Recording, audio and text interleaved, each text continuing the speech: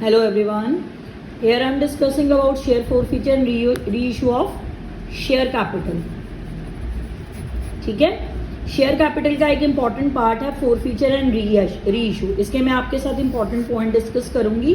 Forfeiture का मतलब क्या होता है? Cancellation of share. अगर आप शेयर कैंसिल कर रहे हैं तो ऑब्वियस शेयर कैपिटल कैंसिल होगी. शेयर कैपिटल का क्रेडिट बैलेंस होता है, अगर फोरफीट करोगे तो शेयर कैपिटल का क्या बैलेंस हो जाएगा? डेबिट. अगर प्रीमियम है क्वेश्चन में और प्रीमियम आपने रिसीव कर लिया तो प्रीमियम यहाँ पे नहीं आएगा, डेबिट नहीं होगा. याद रखना, अगर प्रीमियम है और प्रीमियम आपको मिल चुका है तो फोरफीट टाइम सिर्फ शेयर कैपिटल आएगी, प्रीमियम नहीं आएगा. एंट्री क्या होगी? Share capital to share forfeiture to share allotment to calls. याद रखना, जो ये शेयर अलॉटमेंट में पैसे लिखते हो हमेशा डिफॉल्ट वाले लिखने हैं. अगर आपने कैलकुलेट किया है, अगर आपने डिफॉल्ट कैलकुलेट किया है तो शेयर अलॉटमेंट में डिफॉल्ट वाले पैसे लिखने हैं. शेयर कैपिटल हमेशा कॉल्ड अप पे आती है. शेयर फॉरफीचर बैलेंसिंग फिगर है. सपोज करो 10 + 2 12 का शेयर था, ठीक है. 3 5 2 2. ध्यान से देखना, प्रीमियम यहाँ पे था. शेयर होल्डर ने कॉल नहीं दी आपको फर्स्ट, तो प्रीमियम आपको मिल गया, तो प्रीमियम यहाँ पे नहीं आएगा. सेकंड कॉल नहीं मंगवाई, सेकंड कॉल नहीं मंगवाई तो आपकी कॉल्ड अप क्या होगी? प्रीमियम एक्सक्लूड करके कॉल्ड अप निकालना. ठीक है, प्रीमियम को बाहर निकाल दो. 10 का शेयर था, 2 मंगवाए नहीं, 10 - 2 8 कॉल्ड अप हो गए. जितने भी शेयर फोरफीट होंगे, सपोज 100 करे हैं तो 100 से मल्टीप्लाई किसको करोगे? 8 को. 8 मैंने कैसे निकाला? सेकंड कॉल कंपनी ने मंगवाई नहीं, प्रीमियम को बाहर निकाल दो. फेस वैल्यू में हमेशा शेयर कैपिटल निकलती है. शेयर कैपिटल की जब भी आप कॉल्ड अप वैल्यू निकालोगे प्रीमियम को बाहर निकाल के, हमेशा फेस वैल्यू पे. सेकंड कॉल अगर कंपनी ने नहीं मंगवाई, 10 - 2 8 आ जाएगा. अगर सेकंड कॉल भी मंगवाई है तो पूरा 10 आ जाएगा. क्लियर? शेयर फॉरफीचर हमेशा बैलेंसिंग फिगर निकालना. ठीक है, अगर अलॉटमेंट नहीं मिलती तो एंट्री क्या होनी थी? Share capital security premium to forfeiture to share allotment to share calls. यहाँ पे अगर ओवर सब्सक्रिप्शन हो तो शेयर कैपिटल में हमेशा डिफॉल्ट निकालना. अब शेयर कैपिटल में पूरे 10 रुपीज, 2 रुपीज का आपका सिक्योरिटी प्रीमियम है. ठीक है, 100 के शेयर थे. सपोज उसने फर्स्ट कॉल नहीं दी, सपोज उसने सेकंड कॉल नहीं दी, 100 शेयर आपने फोरफीट करे. ये देखो ऐसे करोगे एंट्री. 100 शेयर फोरफीट हुए हैं, 10 का शेयर था, 2 का प्रीमियम था. यहाँ पे मान लो कि उसने अलॉटमेंट नहीं दी. फर्स्ट में मैंने माना कि उसने अलॉटमेंट दे दी. ठीक है, ये तो मैंने समझाने के लिए लिखा था. यहाँ पे प्रीमियम डेबिट नहीं होगा, यहाँ पे प्रीमियम आएगा. याद रखना, अगर प्रीमियम नहीं मिला तो प्रीमियम डेबिट होगा. प्रीमियम के पैसे सेपरेट होते हैं क्वेश्चन में, शेयर से मल्टीप्लाई कर लो. अलॉटमेंट में हमेशा डिफॉल्ट निकालो, यानी कि कॉल इन एरियर जो आप कैलकुलेट करते हो वो लिखोगे. ठीक है, यहाँ पे आपकी दोनों कॉल्स आ जाएंगी. क्लियर हो गई? एक पॉइंट याद रखना, फोरफीचर में शेयर कैपिटल हमेशा कॉल्ड अप पे आती है, और अगर अलॉटमेंट नहीं दी, अगर आपने डिफॉल्ट निकाला है तो डायरेक्ट यहीं पे उसका अमाउंट लिख दोगे. अगर प्रीमियम नहीं मिला किसी भी स्टेज पे हो प्रीमियम, तो सिक्योरिटी प्रीमियम डेबिट होगा. जो नहीं मिला, ध्यान से देखो, यहाँ पे लिखा है प्रीमियम नॉट रिसीव्ड, नहीं मिला तो डेबिट होगा. शेयर कैपिटल कॉल्ड अप पे आएगी. अलॉटमेंट में अगर आपने डिफॉल्ट निकाला है तो डिफॉल्ट का अमाउंट डालोगे. डायरेक्ट शेयर्स को अलॉटमेंट के अमाउंट से मल्टीप्लाई मत करना, जो डिफॉल्ट निकालोगे वो लिखोगे. क्लियर? अब जो फोरफीट हुए हैं वो मार्केट में रीइशू होंगे. रीइशू में share capital paid up value पे आती है. अब ध्यान से समझना, इसके 3 केस हैं. ठीक है, अगर तो आपको ऐसे लिखा है ₹28,000, ठीक है, रीइशूड.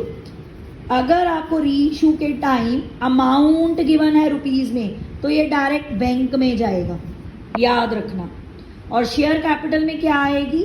फेस वैल्यू 10 रुपीज, जो आपके नंबर ऑफ शेयर है उससे मल्टीप्लाई करोगे. ठीक है, इनटू फोरफीटेड शेयर. याद रखना, जितने शेयर आपने फोरफीट करे हैं वो लिखोगे. अगर आपको अकेला रीइशू के टाइम अमाउंट दिया है तो वो डायरेक्ट बैंक का अमाउंट होगा और शेयर कैपिटल में फेस वैल्यू जाएगी। ये पहला केस था। दूसरे में ऐसा लिखा है 60 पेड अप, ₹75 रिसीव्ड। ध्यान से देखो मैंने क्या लिखा है, 60 पेड अप, 60 यहाँ आ जाएगा, बैंक में क्या जाएगा 75, तो 15 का आपका सिक्योरिटी प्रीमियम हो गया। नंबर ऑफ शेयर के साथ मल्टीप्लाई जरूर करना है, नंबर ऑफ फॉरफिटेड शेयर के साथ, ठीक है। सपोज करो 200 शेयर है, 200 से मल्टीप्लाई कर देना फिर सबको। क्लियर हो गया। अगर ऐसे दो वैल्यूज दी हैं, ध्यान से देखना, पेड अप किसके आगे लिखा है, जिसके आगे पेड अप है वो शेयर कैपिटल में जाएगा, दूसरी वैल्यू बैंक में जाएगी। क्लियर। यहाँ पे मैंने पेड अप कम है और रीइशू वैल्यू ज़्यादा है तो सिक्योरिटी प्रीमियम आ गया। क्लियर। अगर एक सिंगल वैल्यू लिखी है ₹6 fully paid up, ₹6 fully paid up, सिर्फ ये वर्ड लिखा है ₹6 fully paid up, single value दी है तो ये बैंक का अमाउंट होता है हमेशा, ठीक है। सपोज 200 शेयर माने थे ना, 200 शेयर यहाँ पे आ जाएंगे। 6, अगर ये 3 केसेस है, ध्यान से देख लो, ध्यान से, 6 फुली पेड अप लिखा है तो 6 बैंक में जाएगा, शेयर कैपिटल फेस वैल्यू पे आएगी। किस पे? फेस वैल्यू पे। ध्यान से देखो, अगर सिर्फ अमाउंट दिया है तो अमाउंट बैंक में चला जाएगा, शेयर कैपिटल फेस वैल्यू पे। अगर दो वैल्यूज दी हैं, जिसके आगे पेड अप लिखा है वो पेड अप में, दूसरा अमाउंट बैंक में।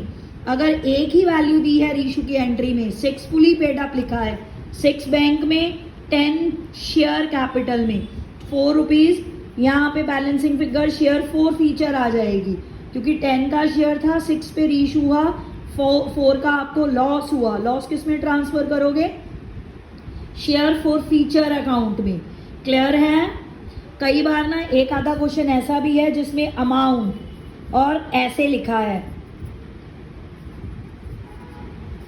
एक ये भी केस है, देखो अमाउंट भी दिया है, 75 पेड अप भी दी है। मैंने आपको बोला अगर अमाउंट कैलकुलेटेड है वो तो डायरेक्ट बैंक में चला जाएगा, जो पेड अप वैल्यू है पेड अप वो यहाँ आ जाएगी 75। याद रखना, शेयर कैपिटल में चली जाएगी ये शेयर कैपिटल में, नंबर ऑफ शेयर के साथ मल्टीप्लाई करना, ये तो ऑलरेडी रुपीज में है, ये बैंक में चला जाएगा। क्लियर हो गया। ये 4 केसेस हैं, ध्यान से करना। लास्ट एंट्री होती है share 4 feature to capital reserve. अगर तो आपके सारे फॉरफिटेड शेयर रीइशू हो गए हैं, ठीक है। फॉर एग्जाम्पल 200 फॉरफिट करे थे तो 200 ही आपने रीइशू कर दिए, तो आप 4 फीचर की एंट्री में जो शेयर 4 फीचर है उसमें से रीइशू की एंट्री का जो शेयर 4 फीचर है वो माइनस कर दोगे। शेयर 4 फीचर की एंट्री का जो शेयर 4 फीचर है और रीइशू एंट्री का 4 फीचर है माइनस कर दोगे। जो ये डिफरेंस आएगा ये लास्ट एंट्री में चला जाएगा, किसमें? Share 4 feature to capital reserve, ठीक है। अगर पूरे के पूरे रीइशू हो गए, अगर हुए प्रोपोर्शनेट रीइशू, सपोज 200 आपके फॉरफिटेड थे, रीइशू आपके 100 हुए। क्लियर। तो आप फॉर्मूला लगाओगे लास्ट एंट्री के लिए, total amount in forfeited account divide by total forfeited share into reissued share, ठीक है। जो भी अमाउंट आपका 4 फीचर की एंट्री में आएगा, ठीक है, 4 फीचर की एंट्री वाला अमाउंट, एंट्री अमाउंट याद रखना, जो भी 4 फीचर की एंट्री का टोटल अमाउंट आएगा ना 200 शेयर्स के लिए, डिवाइड उसको 200 से मल्टीप्लाई बाय 100, एक फिगर आ जाएगी यहाँ पर। इस फिगर में से आप माइनस क्या करोगे? अगर रीइशू की एंट्री में शेयर 4 फीचर एग्जिस्ट करेगा, अगर रीइशू की एंट्री में शेयर 4 फीचर आएगा तो यहाँ इसमें से माइनस कर देना, यहाँ से माइनस, जो ये अमाउंट कैलकुलेट करके आया फॉर्मूला से, उसमें से रीइशू की एंट्री का जो शेयर 4 फीचर है माइनस कर दो। जो फिगर आएगी वो कैपिटल रिजर्व में जाएगी। ठीक है, ये फिगर कैपिटल रिजर्व में। अगर री इशू की एंट्री में सिक्योरिटी प्रीमियम आ गया, सिक्योरिटी प्रीमियम आ गया री इशू की एंट्री के टाइम, तो ये अमाउंट कैपिटल रिजर्व में जाएगी।